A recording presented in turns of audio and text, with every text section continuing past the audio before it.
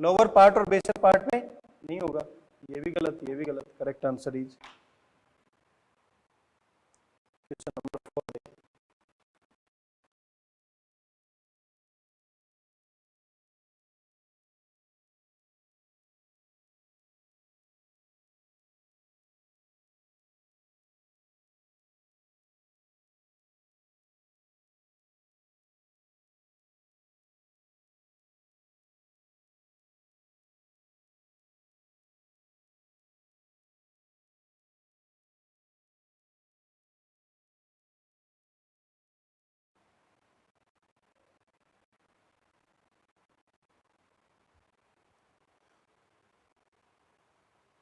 Which of the following not an occupational disorder? Which of the following is not an occupational disorder? Occupational disorder के बारे में पूछे। पहला है silicosis, दूसरा है फ्लोर, दूसरा है एस्बेस्टोसिस, तीसरा है both first,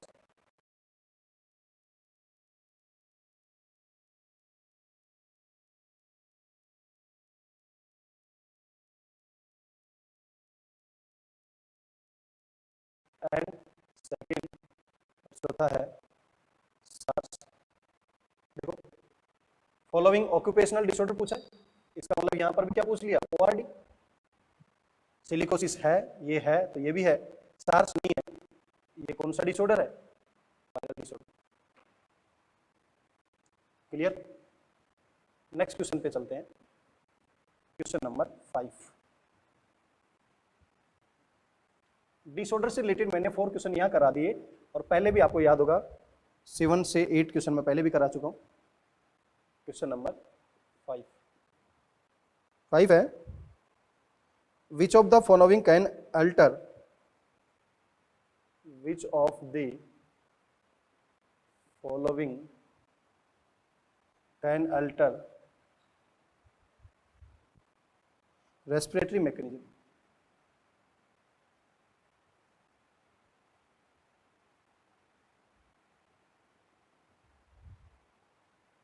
first, second, third, fourth.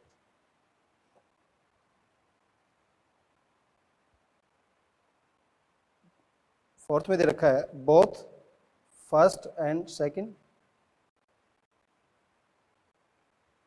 Third में दे रखा है रेस्पिरेटरी रिदम सेंटर, फर्स्ट में दे रखा है chemo sensitive centre and pneumotaxic. आपको पता है न्यूमोटैक्सिक सेंटर और कीमो सेंसिटिव, जब बॉडी के अंदर CO2 का लेवल हाई हो जाए, हाइड्रोजन आयन कंसंट्रेशन ज़्यादा हो जाए, तब न्यूमोटैक्सिक सेंटर इंस्पिरेशन के ड्यूरेशन को क्या कर देता है, कम।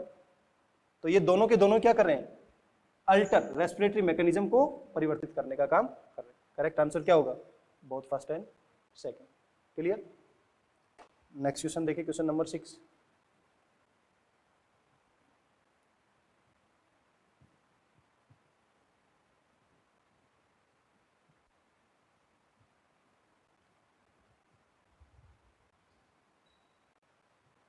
Question number 6,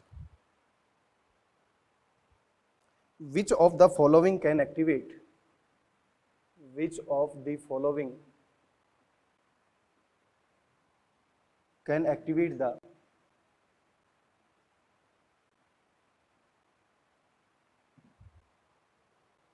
chemosensitive area, chemosensitive area। इसका मतलब किसकी बात कर रहा है, रसायन संवेदी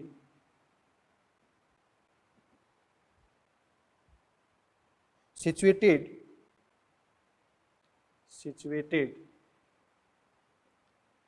adjacent to the rhythm center।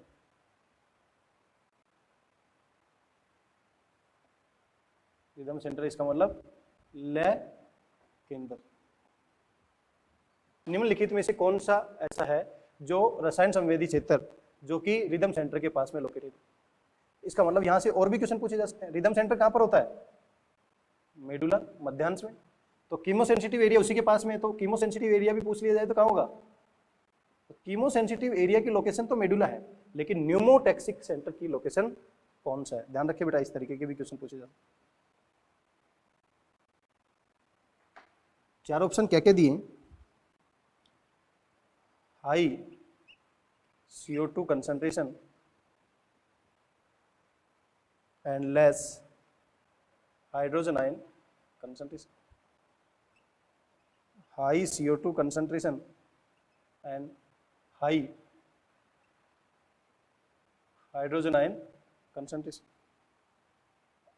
Less CO2 concentration and high hydrogen ion concentration. Less CO2 concentration and less hydrogen ion. देखो किसकी concentration? Chemosensitive area, oxygen insignificant role है, CO2 क्या होना चाहिए ज्यादा? ये भी गलत हो गया, ये भी गलत हो गया, ये भी सही है, ये भी सही है, लेकिन लेस हाइड्रोजन आयन का मतलब पीएच लेवल ज्यादा, हाई हाइड्रोजन का मतलब क्या होगा? पीएच कम, पीएच जितना कम होगा एसिडिक स्ट्रेंथ उतनी क्या होगी? ज्यादा। तो करेक्ट आंसर क्या होगा? सेकंड, और ये गलत है। बहुत अच्छा क्वेश्चन पूछा। Question number 7।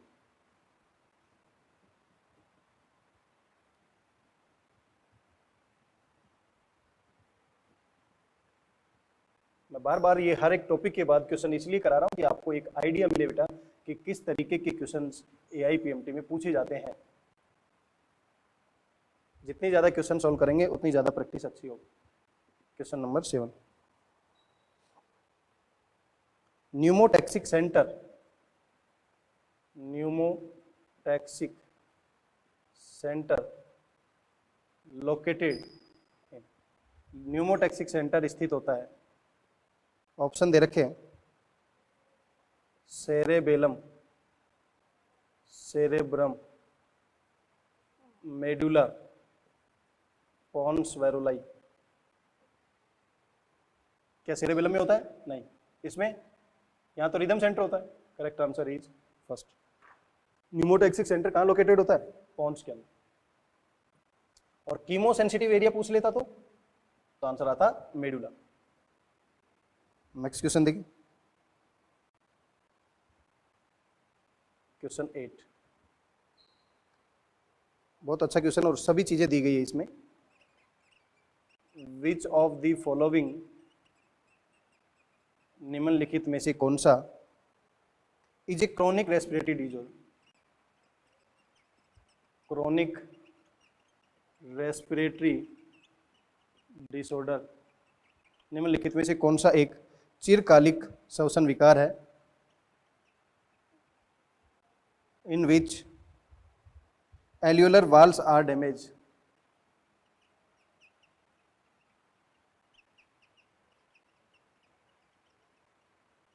Alveolar walls are damaged due to which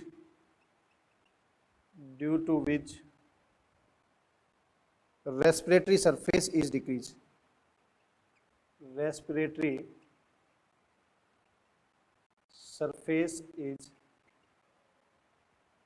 decreased. One of the major cause of this, one of the major cause of this is cigarette smoking.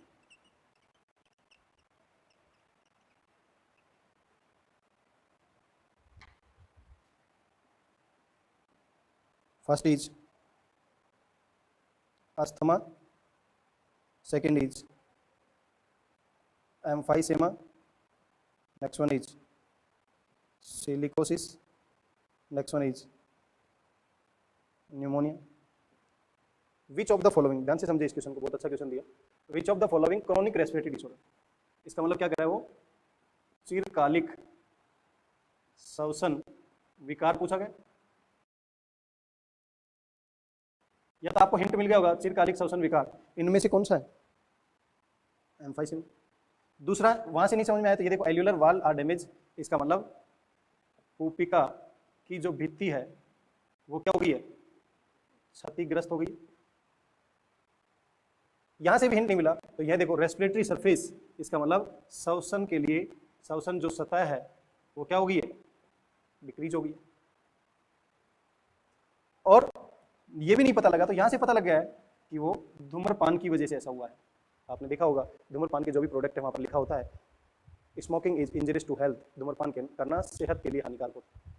क्यों है, क्योंकि वो एल्यूलर वाल्स को डैमेज कर देगा तो सरफेस एरिया रेस्पिरेशन के लिए कम हो जाएगा, और इसी को बोलते हैं एम्फाइसेमा या वात स्फीति। क्लियर? अस्थमा नहीं है जो कि एक प्रकार का एलर्जिक रिएक्शन है, सिलिकोसिस नहीं है जो कि ओआरडी है, न्यूमोनिया एक बैक्टीरियल डिसऑर्डर है। करेक्ट आंसर क्या होगा, एम्फाइसेमा।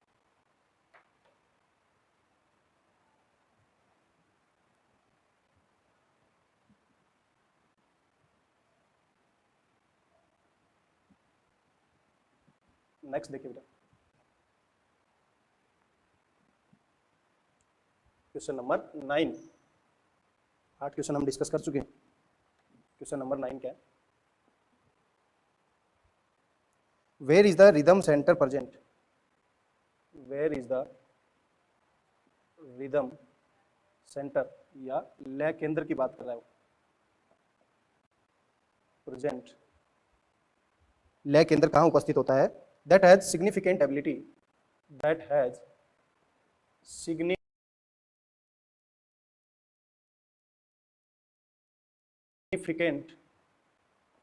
एबिलिटी, उसका क्या रोल है, to maintain the respiratory rhythm, to maintain the respiratory rhythm, जो श्वसन लय को बनाए रखने में मदद करता है, to suit the demands of the body, demands of body tissues. Option दे रखे हैं, सेरेब्रम, मेडुला, पॉन्स, सेरेबेलम। देखिए बेटा क्या क्वेश्चन दे रखा है, कई चीजें यहां से भी क्लियर हो रही है। Where is respiratory rhythm present, केवल इतना ही क्वेश्चन दिया जाता है तो आपको पता होना चाहिए कि रिदम सेंटर कहां पर लोकेटेड है, सेरेब्रम में नहीं होता। हाइंड ब्रेन का पार्ट, हाइंड ब्रेन के पार्ट ये तीनों है, उनमें से रिदम सेंटर मेडुला में होता है, पॉन्स में नहीं होता। करेक्ट आंसर पता लगा। लेकिन एक चीज और भी पता लग यहाँ पर कि इस रिदम सेंटर का रोल क्या है, significant ability to maintain respiratory rhythm, श्वसन की लय को बनाए रखने में, इनहेल और एक्सेल को बनाए रखने में, to suit the demands of the body tissue, हमारे जो शरीर के जितने भी ऊतक हैं उनकी आवश्यकता के अनुसार उनको कितनी अमाउंट में ऑक्सीजन देनी है, वहां से CO2 को लेकर आना है, उसके अकॉर्डिंग भी काम कर रहा है। कौन सा सेंटर, रिदम सेंटर, कहां पर लोकेटेड होता है, medulla. Clear? Question number 10,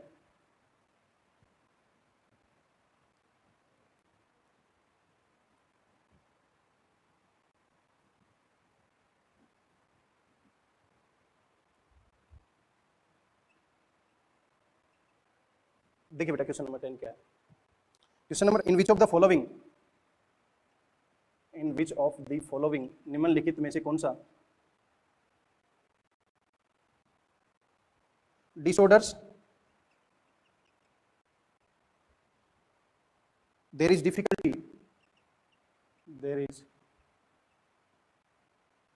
difficulty in breathing causing wheezing due to inflammation of bronchi and bronchioles. First, emphysema. Second, asthma. Third, pleurisy. Fourth, tuberculosis. Question ध्यान से समझे क्या है। इन विच ऑफ द फॉलोइंग, निम्नलिखित में से कौन सा डिसऑर्डर विकार ऐसा है, डिफिकल्टी इन ब्रीदिंग, इसका मतलब ब्रीदिंग में या सांस लेने में और छोड़ने में कठिनाई हो रही। कॉजिंग वीजिंग, इसका मतलब घरघराहट की ध्वनि, घरघराहट की ध्वनि किसकी वजह से, इन्फ्लेमेशन ऑफ ब्रोंकाई, इसका मतलब ब्रोंकाई एंड ब्रोंक्यूल, श्वसन एवं श्वसनिका में सूजन आ गई। तो ऐसा किसमें होता है, अस्थमा के अंदर होता है, दमा के अंदर होता है, एम्फाइसेमा नहीं होता, प्लूरिसी में भी नहीं होता। ट्यूबरकुलोसिस एक बैक्टीरियल डिसऑर्डर है, प्लूरिसी प्लूरल मेम्ब्रेन में इन्फ्लेमेशन की वजह से होता है, प्लूरल फ्लूइड बढ़ जाने की वजह से, एम्फाइसेमा सिगरेट स्मोकिंग की वजह से होता है। ये एक एलर्जिक रिएक्शन की वजह से ऐसा होता है जिसे हम बोल रहे हैं अस्थमा।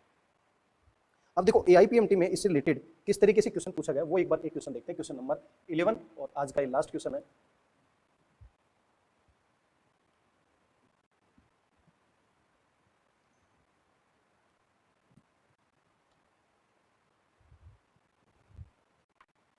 क्वेश्चन नंबर 11,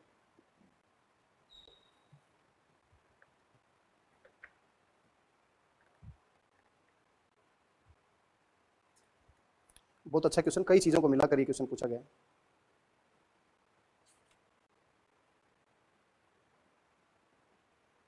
मानवों में, इन ह्यूमन बींग्स, श्वसन से संबंध में, श्वसन से संबंधित या संबंध में कौन सा एक कथन सत्य है,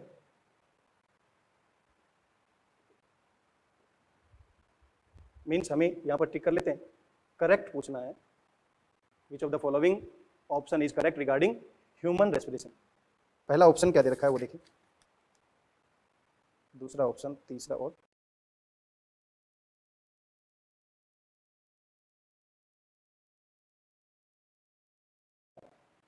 रेशा मेहता,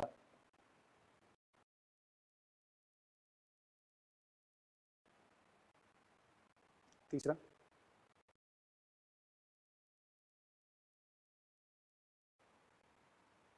मस्तिष्क के कौन क्षेत्र में स्थित श्वास अनुचन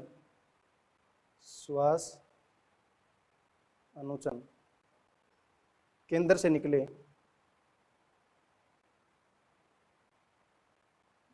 निकले तंत्रिकीय संकेतों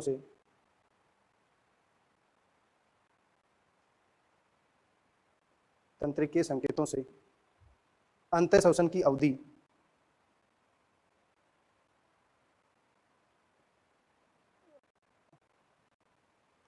बढ़ सकती है।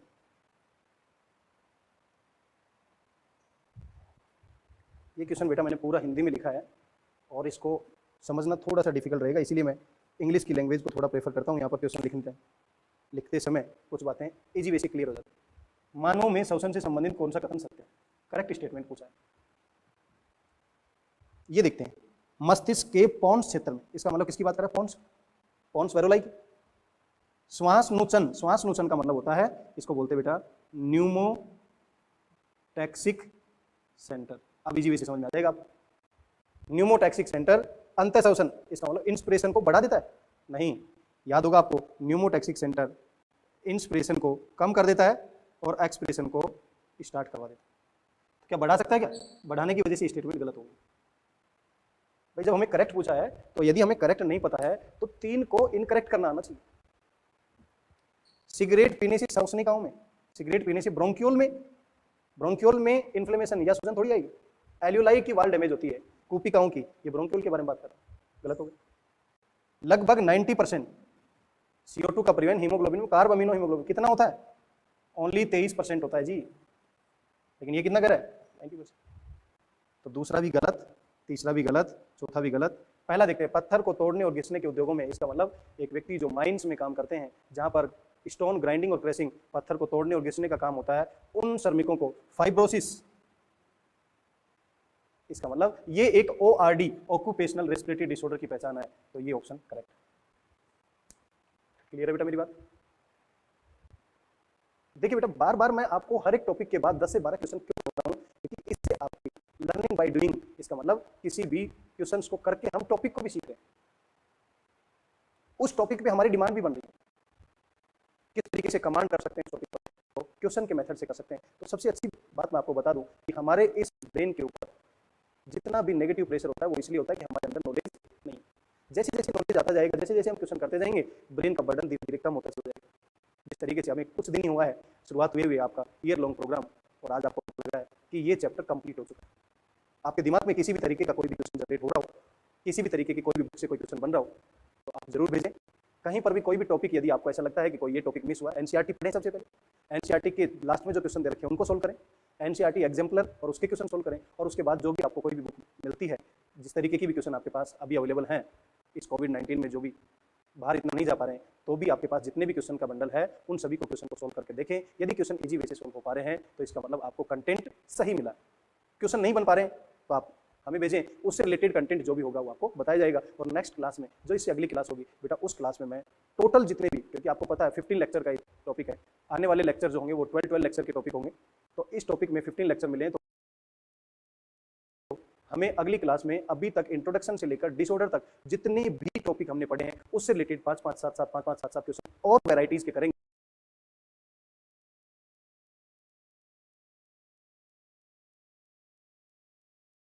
जिससे हमारी इसके ऊपर अच्छे से कमांड हो जाएगी। कौन से चैप्टर पर? ब्रीदिंग एंड गैसेस एक्सचेंज पर। तो डियर स्टूडेंट्स, आज के लिए इतना ही। Thank you so much.